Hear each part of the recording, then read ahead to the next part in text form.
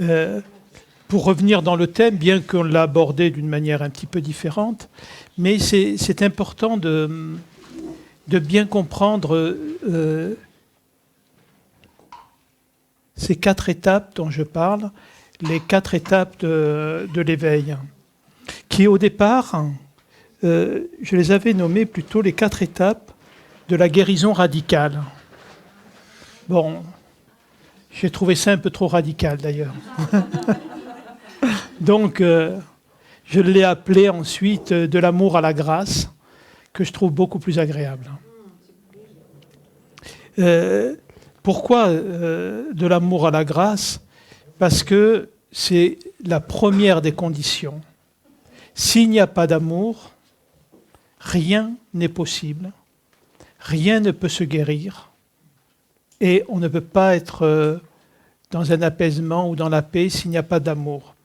Pour une raison toute simple, je ne parle pas de cet amour affectif, je parle de cette énergie qui unit toutes choses. Pourquoi chacune des cellules dans un organe fonctionne en harmonie et que cet organe fonctionne en harmonie avec tout l'ensemble des autres organes et qui fait le corps? C'est parce que c'est une histoire d'amour. D'amour et d'identité. Chacune des cellules fonctionne sur la même identité, ce qui fait qu'elles peuvent être unies. Et cette identité unique, c'est ça l'amour en fait. C'est l'amour réunit des choses et permettre qu'elles fonctionnent ensemble. Dès qu'il n'y a plus l'amour, il y a désunion et il y a séparation. Donc effectivement, si l'humanité fonctionnait comme le corps, ça serait extraordinaire. Je veux dire, on serait véritablement dans l'expression de « aimez-vous les uns les autres » ou « aime ton prochain comme toi-même ». Et à ce moment-là, on ferait aux autres exactement ce qu'on aimerait que recevoir nous-mêmes. Et l'amour, l'humanité vivrait dans la coopération, dans la fraternité, dans la bienveillance, dans la douceur, dans tout ça. Mais ce n'est pas le cas. Ce n'est pas le cas parce que pour aimer l'autre, il y a une condition essentielle, il faut d'abord s'aimer. S'aimer, c'est pas se regarder dans la glace et se dire « je suis beau ». Mais on peut aussi. C'est pas du tout un problème. Parce qu'effectivement, on est tous beaux. Et la laideur provient quand on se compare à quelqu'un qu'on projette étant différent. Donc c'est quitter cette notion de jugement, quitter cette notion de comparaison pour une raison simple, c'est que nous sommes exactement une forme sur laquelle on ne peut rien changer. Et tout ça pour bien comprendre que nous sommes des êtres conditionnés. C'est quoi être conditionné?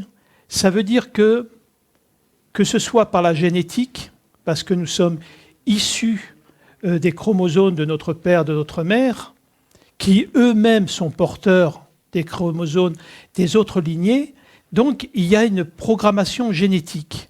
Et si nous regardions, et si nous pouvions avoir la vision de la lignée dans laquelle on s'apercevrait que dans notre lignée, on a des jumeaux, c'est-à-dire des êtres qui, par ce cocktail, des moments, il y a des cocktails identiques. Même gène, même chromosome, etc. Et c'est toujours comme ça que ça fonctionne. C'est-à-dire que nous sommes porteurs de l'histoire de notre lignée. Et pourquoi? Tout simplement, c'est un petit peu l'histoire du karma. C'est-à-dire que nous allons venir en tant que conscience dans une lignée en prenant une forme qui appartient à cette lignée dans le but de régler toute l'histoire de la lignée. Et si on ne règle pas, ça sera la génération qui suivra, qui va revenir et pour essayer de régler cette problématique. Donc, ce qui veut dire qu'il n'y a pas de hasard dans ce que l'on est. Nous sommes exactement ce que nous devons être. Donc, nous sommes conditionnés pour pouvoir vivre l'expérience humaine d'une manière parfaite. On pourrait dire que la conscience choisit l'outil idéal pour vivre ce qu'elle a à vivre.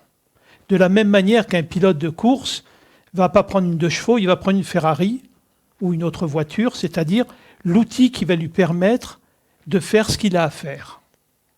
Donc, qu'est-ce que ça veut dire? Ça veut dire que ce que nous sommes au niveau du corps, il y a les conditionnements génétiques, il y a les conditionnements transgénérationnels qui sont là aussi.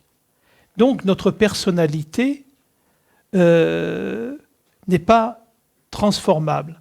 On peut certes modifier des croyances, changer des manières de penser sur certaines choses, mais fondamentalement, ce que nous sommes ne change pas. Et si on regarde, et vous avez tous dû faire l'expérience, quand on pense, quand on était enfant, à un certain âge, et qu'on se regarde, en fait, on est toujours les mêmes. Alors, bien sûr, il y a des choses qui ont été apprises, des manières de percevoir, des attitudes, mais fondamentalement, cette identité, c'est toujours la même. Bon. Donc, une de nos difficultés, c'est ce combat pour essayer effectivement de changer quelque chose. Si on regarde comment fonctionne notre corps, est-ce que on fait attention en se disant « Ah tiens, est-ce que mon cœur bat ? Est-ce que je respire ? Est-ce que mon système sanguin fonctionne ?» Tout notre corps fonctionne en automatique. Je ne peux rien y faire. Il fonctionne comme ça. Si j'ai de la chance, j'ai une forme qui est solide, j'aurai une bonne santé. Si malheureusement, par la génétique, j'ai un corps fragile, et je serai soumis à la maladie. Et globalement, je ne peux pas y faire grand-chose. Déjà au niveau physique.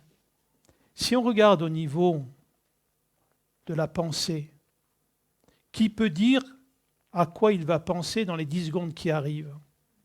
Personne. C'est-à-dire, nous avons des pensées, mais nous ne sommes pas ces pensées.